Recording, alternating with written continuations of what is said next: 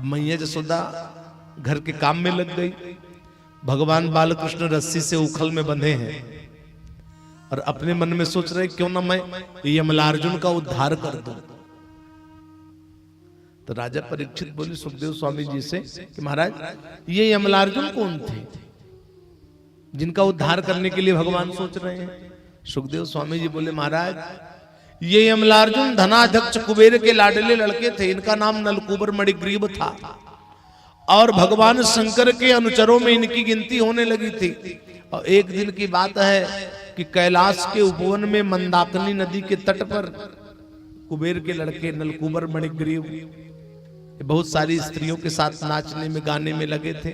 नारद जी पहुंचे तो स्त्रियां सब लज्जित होकर के छिप गई, लेकिन ये दोनों खड़े रहे। नारद जी को प्रणाम भी नहीं किए। तो नारद जी ने श्राप दिया कि तुम दोनों जड़ वृक्ष बन जाओ। तो नलकूबर मणिग्रीव नारद जी के चरणों में गिर पड़े, बोले मुनिवर वृक्ष योनि से हमारा उद्धार कैसे होगा। तो नारद जी बोले जब द्वापर के अंत में इस पृथ्वी का भार उतारने के लिए भगवान प्रकट होंगे ब्रजमंडल में और बाबा नंद के आंगन में सुंदर लीला करेंगे, तो तुम दोनों बाबा नंद के आंगन में यमलार्जुन के वृक्ष बनोगे और भगवान तुम्हारा उद्धार करेंगे। तो वही भागवत में सुखदेव स्वामी जी परीक्षित से कह रहे हैं कि महाराज भगवान बालकृष्ण रस्सी से उखल में बंधे हैं और सोच रहे हैं कि क्यों ना यमलार्जुन का उद्धार कर। तो धीरे धीरे उखल को घसीटते हुए भगवान आगे बढ़े और दोनों वृक्ष के बीच से निकले। उखल टेढ़ा होकर के वृक्ष में फंस गया। भगवान बालकृष्ण थोड़ा सा जोर लगाए, वो दोनों वृक्ष पृथ्वी पर गिर पड़ा और दो दिव्य पुरुष प्रकट हुए और भगवान की स्तुति करने लगे। भागवत में कि वाणी गुणानुकथने श्रवणौ कथायां हस्तौ च कर्म सुमन स्तव पादयोर्नः स्मृत्यां शिरस्तव निवास जगत प्रणामी दृष्टि सतां दर्शने तु भवत्तनूना। कि वाणी गुणानुकथने श्रवणौ कथायां, प्रभु ऐसी कृपा करना कि हम अपनी वाणी से निरंतर आपके गुणों का गान करते रहें। वाणी गुणानुकथने श्रवणों कथायाम, गोविंद ऐसी कृपा कर देना कि कान से हम आपके गुणानुवाद को निरंतर सुनते रहें।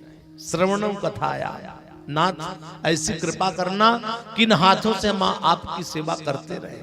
हस्तौ च कर्म सुमनस्तव, ऐसी कृपा करना कि हमारा मन आपके चरणारविंद में लगा रहे। नाथ संत आपके प्रत्यक्ष स्वरूप हैं, उन संतों के सामने हमारा मस्तक निराभिमानी होकर के सदैव झुका रहे, संतों को नमन करता रहे। ऐसी कृपा करना, ऐसी दया करना।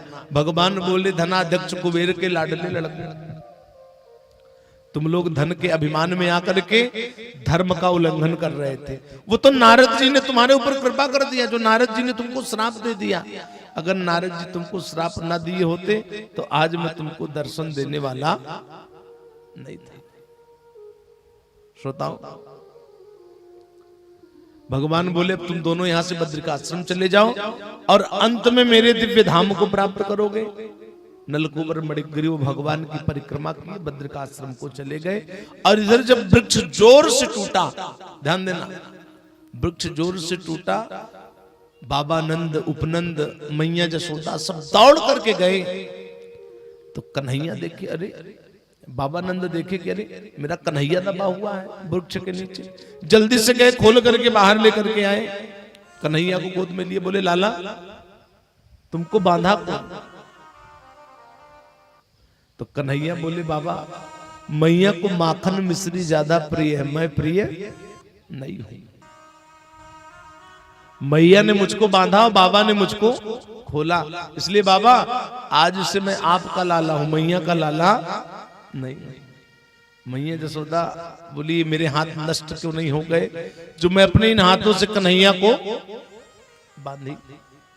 कन्हैया देखे मैया को कष्ट हो रहा है, धीरे से बाबा की गोद से उठे, मैया की गोद में जाकर के बैठ गए। बोले मैया मैं आपका भी लाला हूं, लेकिन पहले बाबा का लाला हूं, बाद में आपका लाला।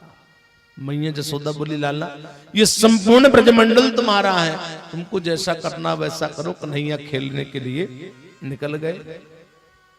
तस्माद भारत सर्वात्मा भगवान ईश्वरो हरि। श्रोताओं, भगवान ब्रजवासियों को आनंद देने के लिए सुंदर लीला कर रहे हैं ब्रजमंडल में।